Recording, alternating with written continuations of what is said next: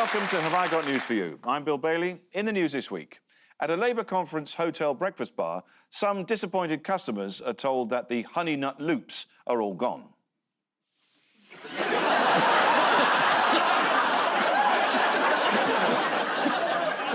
On his first proper skiing holiday, Prince George is allowed to bring along his working-class school friend.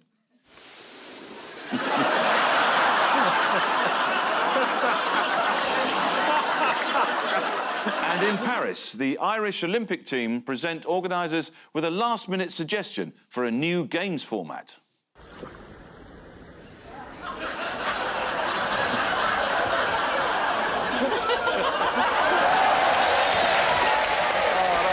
Genius. That is genius.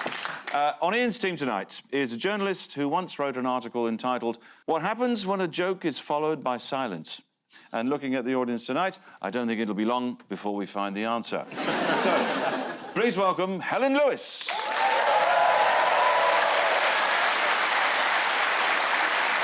And on Paul's team tonight is a comedian who last appeared on this show opposite Helen Lewis, with guest host Bill Bailey.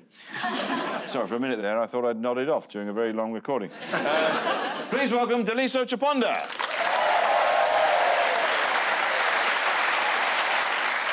So, we begin with the bigger news stories of the week. Ian and Helen, have a look at this. Oh, local elections, Boris being arrested. There's a winner. Oh, and there's a loser. Yeah, that's Rishi. I've won one seat. And that's a defector. Somebody forgot to cancel their Green Book subscription, I see.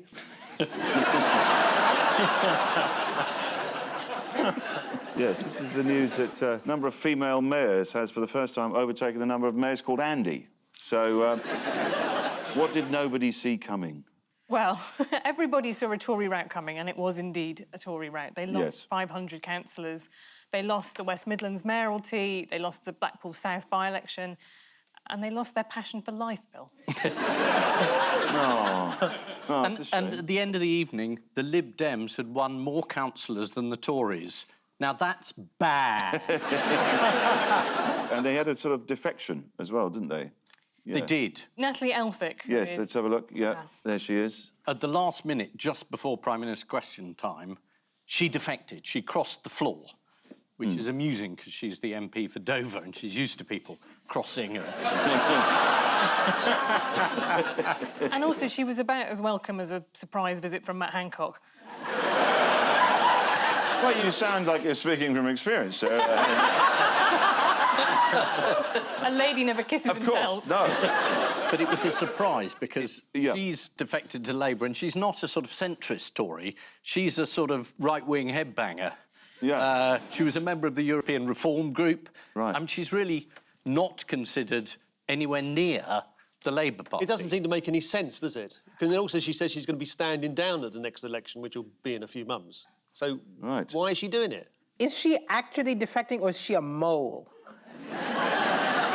She's only an MP because she took the job over from her husband because he was arrested and then found guilty of various sexual offences. But not only did Natalie Elphicke, after her husband was found guilty of these crimes, she took on the seat and she also had a go at the victims. And said they were asking for it. And then she and some other MPs tried to nobble the judge by writing him letters. Ooh, Helen's just thinking nobble is a bit strong, isn't it? They made representations to the judge. To influence his decision? Yes. Go on, say it. Say it, go on. And she also said that her husband was, quotes, an easy target for women around. Because he was attractive? Yes, after he'd been convicted. And she has now apologised for that. She only apologised today. Yes. Bit late. So she's not top recruit. No. For a party. I mean, if you were Keir Starmer, you could have said, that's lovely, but no. Yeah. This might be awkward for Shadow Chancellor Rachel Reeves. They had a spat over Marcus Rashford, the footballer, and his campaign for free school meals. And I believe she said that Natalie Elphicke could F off. I think that's the words here. Fuck off. Thank you for printing it out, because I had no idea what you were referring to. No, that's right. words are there now. We can... Dotting the I's, crossing the T's. Exactly. Yeah.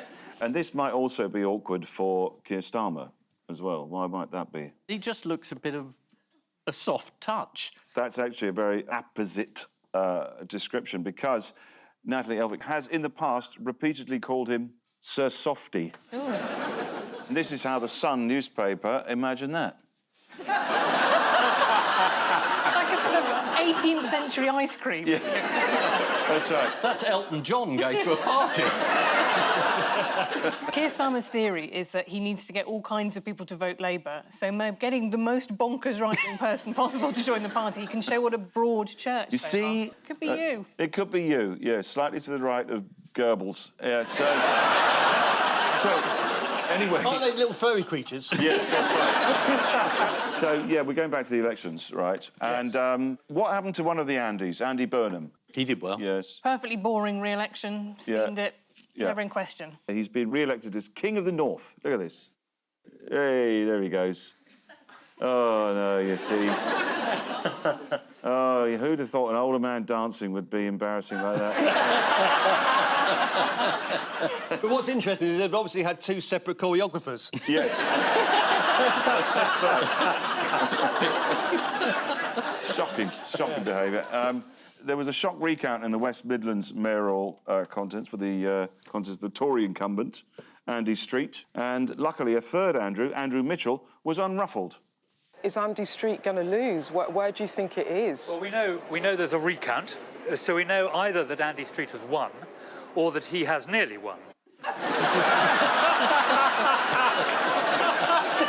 good, yeah. This is the option. I like that. Laura Koonsberg shared on social media a bit of, well, she seemed to have some insight into the mayoral election. Yes, it's going to be a very tight London mayoral election. Oh, yes, she was talking about Sadiq Khan and Tory mayoral hopeful and possible crackpot Susan Hall. She said in a tweet, "No votes have been accounted yet, so hold on to your hats, but it's clear tonight that the race is much, much closer than some polls had suggested." But, in fact, it wasn't. This was Sadiq Khan's victory speech.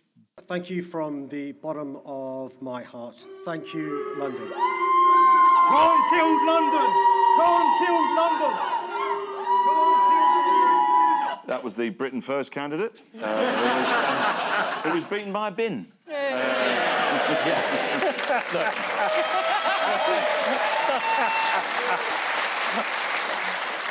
There's a lot of Count Bin-Face supporters in tonight.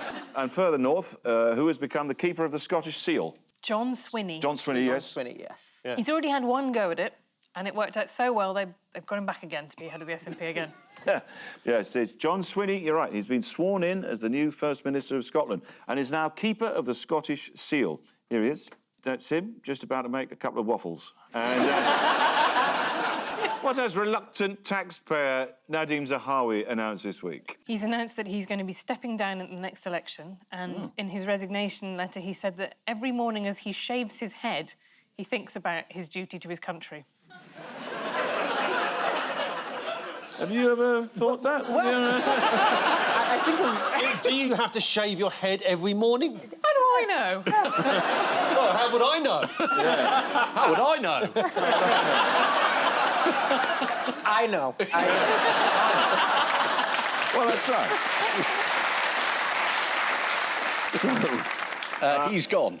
He's gone. Well, he hasn't gone, has he? He's just said he's going to step down. But they never step down. They all get a job somewhere, don't they? There'll be a consultant on some... Well, he might have a problem, because if you remember, he was removed as chairman of the Conservative Party because he hadn't mentioned when he was Chancellor that he was being investigated by HMRC. It's the sort of thing you forget very easily when you're Chancellor of the Exchequer. You're raising taxes on other people, but yours... Sorry, what was that noise he made? He's not quite as camp as that, but... Well, you are. Yeah. I got a letter from HMRC, right? Yeah, ignore it. You know... No, they wrote to me and they said, "Dear Mr Bailey, we noticed a suspicious drop in your earnings in 2020.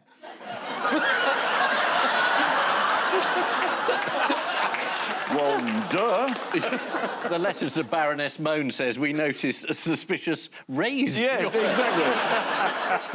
And now, for all the latest news in the east of England, let's go over to Sean Peel, who seems to be operating the auto cue with his foot. Charlie Nagger, thank you. Good morning. I'm Sean Peel. In the local elections, it's been a bad night for the Conservative.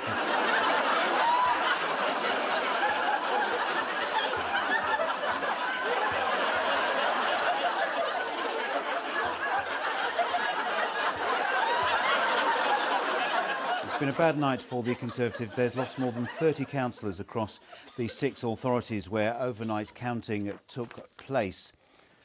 In Peterborough, which recently...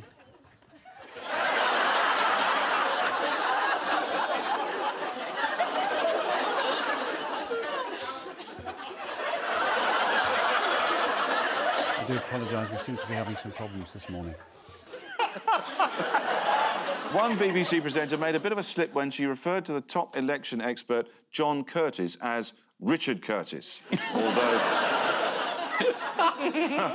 I mean, to be fair, the Tories had just lost Notting Hill and Dibley East, so fair enough. This week, top sword wrangler Penny Mordaunt tried to play...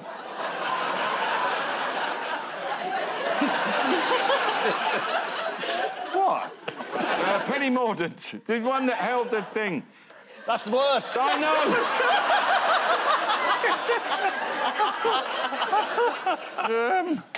Penny Mordaunt played down rumours that she is to be installed in number 10 rather like a new boiler. Others insist it could happen as soon as next Thursday, although they can't say whether it be morning or afternoon. Paul and Daliso, take a look at this.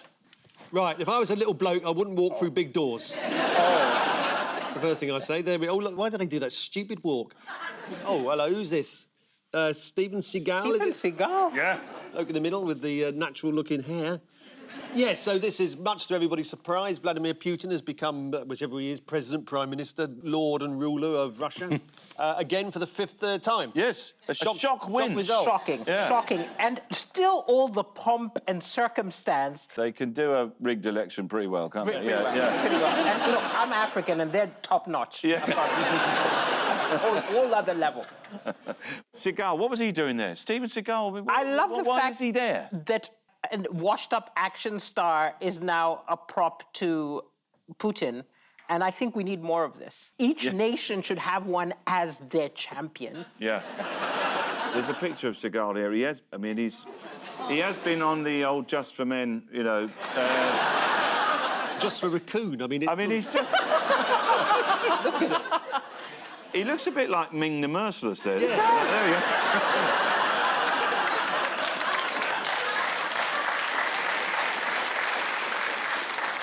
I would say that Ming the Merciless's moustache, beard and headgear are more convincing. Yeah, Putin had a very long walk to get to the ceremony. Do you want to have a look at it? Yeah, go on, then. Go on, then. Let's have a look at it. So here he goes. Around the corner, so walk there. So I walk down here.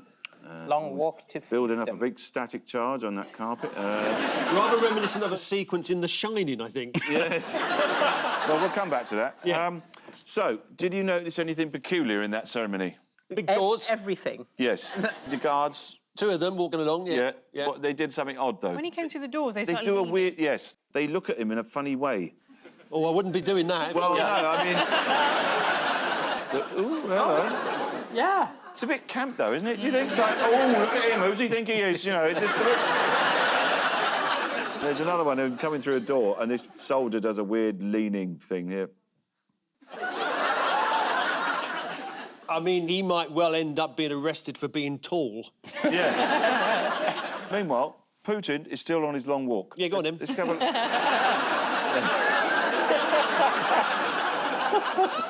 Still going, not far now, mate. He keeps changing the constitution, so at this rate, he's still going to be in charge of Russia when he's 83. Could you imagine any other country having...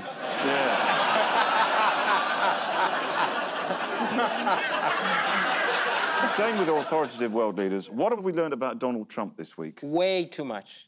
Yes. Oh, God. Like, yes. this was Stormy Daniels was cross-examined in the trial. Yep. Spoke rather graphically about their sexual encounter. Yeah. Although the defence have successfully argued for some of the salacious details to be withheld, so there's stuff we're not allowed to hear. Yeah. I mean, I listened to as much as there was, and Why does it sound like an ashamed admission? Because he acted some of it out. a lot of detail was missing. So when Stormy Daniels spanked Trump with a rolled-up magazine, they didn't say which one. Yeah. That's true. Someone said it was Forbes magazine, and they said it wasn't them. They've disowned the spanking incident. I mean, all that marketing potential wasted on Forbes. He said this week, I've just found out who the witness is tomorrow. They didn't tell us who it was going to be. Here I am, accused of having an affair with Stormy Daniels, and who should turn up? Well, that's the same woman. Yeah. Did you hear how the BBC's correspondent Sarah Smith described the mood? He had to listen to her admit she had publicly called him an orange turd.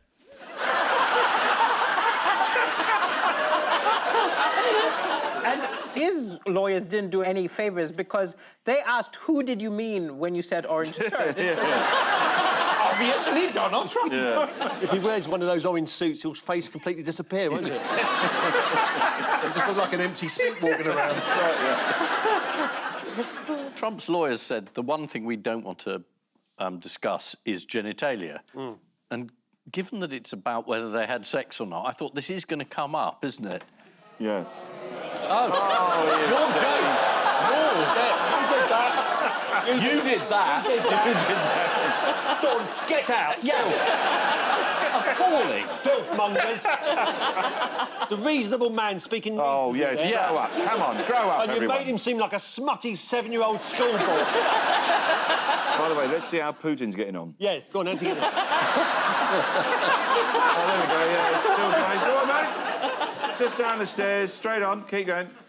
It's been a busy week for the world's top men. President Xi of China, what's he been up to? He's visiting Europe, isn't he? That's correct. Was it Germany he was in? A state visit to France. France, yes. Yep. According to Reuters, China and France have now agreed a deal, which should boost pork exports by 10%. Oh, hold on. I know what's coming. Someone else get here first. Oh, I know what's coming. In December, I'll be in Beijing, opening up new pork markets.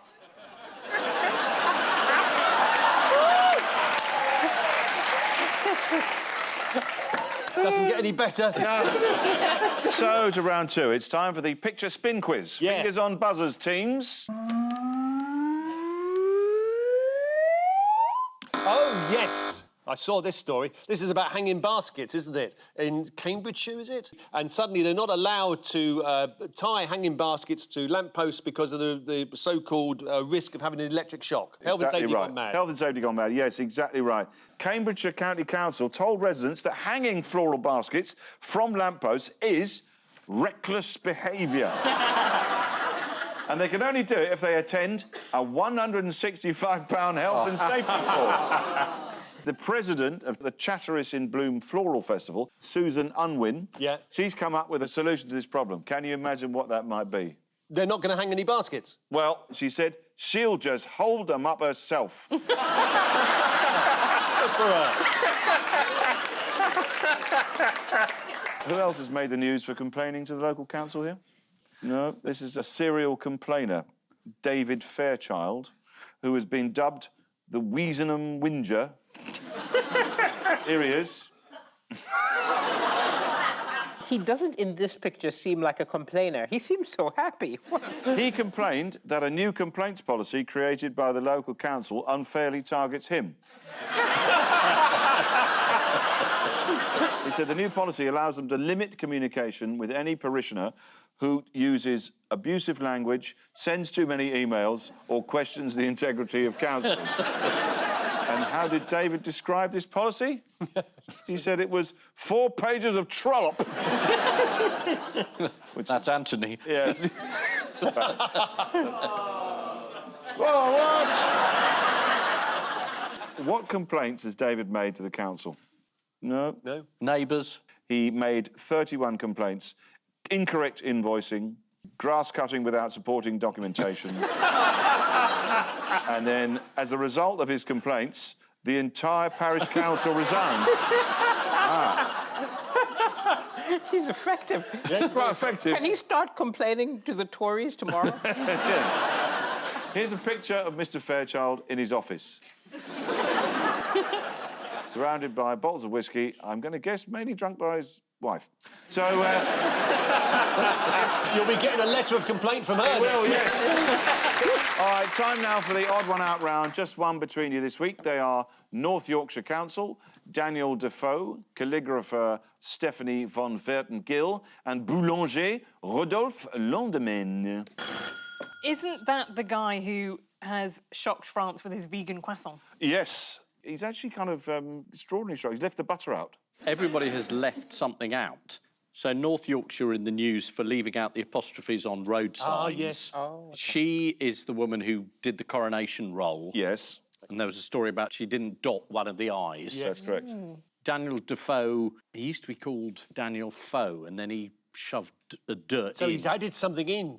He's added something in. No, that is the correct answer. Yes, well done. Oh, Very, well, very we good, got yes. Absolutely right. They've all left something out, apart from Daniel Defoe, who added the de to make him sound a bit more aristocratic, a bit posher. So let's have a look at North Yorkshire Council. Yes. Because they actually have, as you say, removed some apostrophes and St Mary's Road, I think, was one. That's right, St Mary's Walk. And viewers of a grammatical disposition now look away because... Oh, okay. no. Right. Yeah, that's a job for the Wheaton and Whinger. There he goes.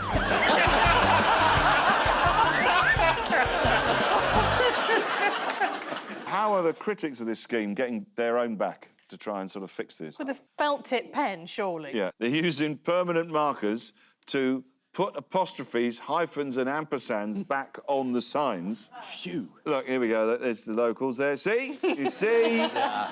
There, look at that. Why have they made this ridiculously unpopular decision? Because they've got an incredibly old computer system that can't handle apostrophes. Yeah, that's basically it. Yes. It causes confusion with their computer systems. I found out a couple of years ago that all British nuclear submarines run on, like, Windows 98, and they can't update the operating system. Oh, my God. I don't know if you don't think about it. I didn't know there were windows on a submarine. I didn't know that. What did royal calligrapher Stephanie von Verten-Gill leave out of the King's coronation roll? A dot on the I, or was it crossing a T? It was a single dot on the I at the very end. It was an extraordinary piece of work. It stretches for 69 feet. It took her 56 continuous days to inscribe the 11,500 words in copperplate, and it was unfurled in front of them. Charles commented that it goes for miles. Speaking of going on for miles, let's have a look about Putin. That's where he's got to. Oh, Vladimir. Come on, man. He's still got there. We believe in you. Come on, just through that door, mate. Straight on. Now, we were talking about the bloke with the vegan croissant. Yeah. Cookery teacher Olivier Boudot said, "It's difficult for me to even talk about it." Yeah, they've all have left something out, apart from Daniel Defoe, who he correctly identified, added something to his name to make himself more aristocratic. According to the Daily Mail, protesters in North Yorkshire are now using permanent markers to put apostrophes, hyphens and ampersands back on road signs. They're also chanting, "What do we want?" question mark. Our punctuation back. What do we want it? Question mark. Ellipsis. Now, full stop. On to the coronation. At the end of the ceremony, King Charles is handed the coronation roll. It was a bit mean. His mum got the whole chicken. So... It's time now for the Missing Words round, which this week features as its guest publication SUP Mag. This is the magazine for people who like to do stand-up paddleboarding in Britain's seas and rivers.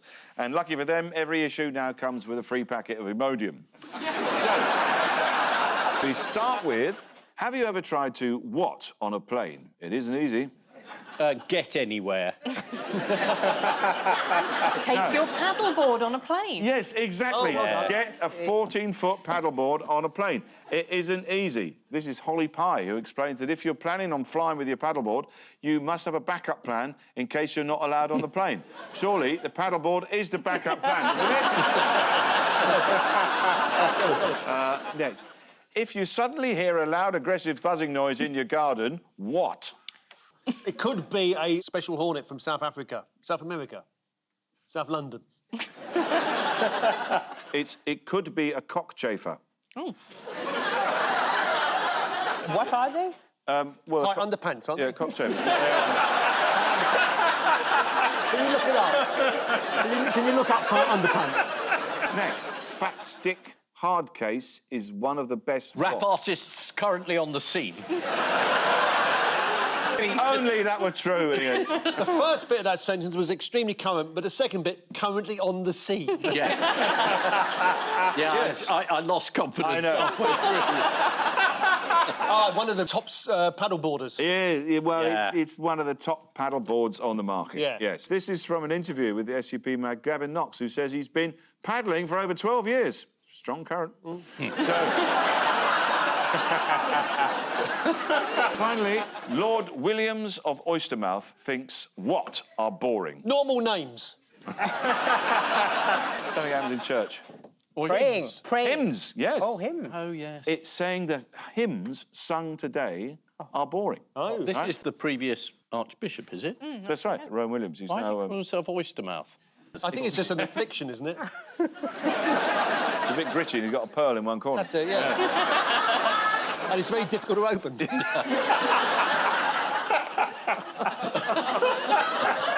former Archbishop of Canterbury, Rowan Williams, has said too many church services are accompanied by songs people hear at primary school. Nothing wrong with that. We cremated our Auntie Elsie to the tune of My Friend Billy and 10-Foot Willie.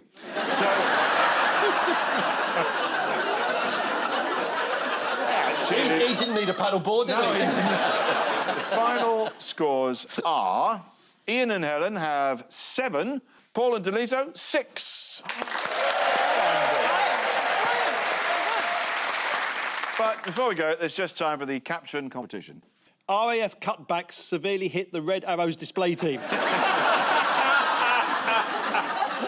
On which note, we say thank you to our panellists, Ian Hislop and Helen Lewis, Paul Merton and Daliso Chaponda. And I leave you with the news that as record winds hit New York City, Donald Trump is told his wig may have blown further away than he thought. In Wakefield, one woman gasps in horror as she realises, out of politeness, she accidentally asked another question. And on a military exercise on the Rhine, one German recruit mishears the command, "Advance, without the Panzers!"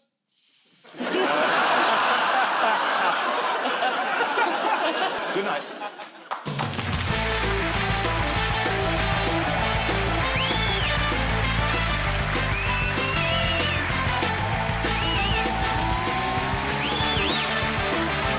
There's always room for new comedy. Michael Spicer's No Room is a laugh a minute on BBC Sounds. And if you make a good first impression, we'll always have you back. A brand new series of The Young Offenders is next on BBC One.